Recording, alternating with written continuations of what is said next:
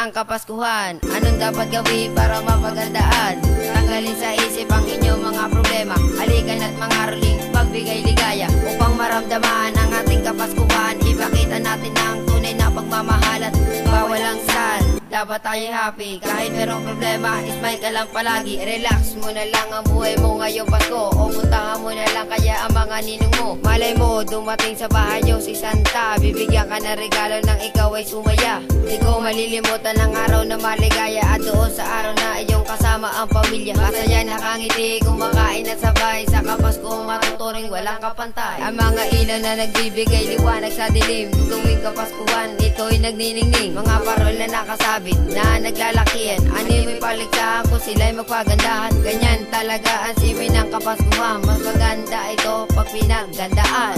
Sana ay ngayong Pasko, hiling ko ay pakinggan mo ang regalo at aginaldo.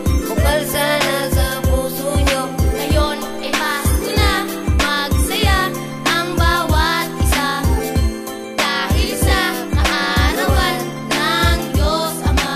Sana ay ngayong Pasko, hiling ko ay pakinggan mo ang regalo at aginaldo. Bukal sana sa puso nyo. Ngayon ay Pasko na, magsaya ang bawat isa,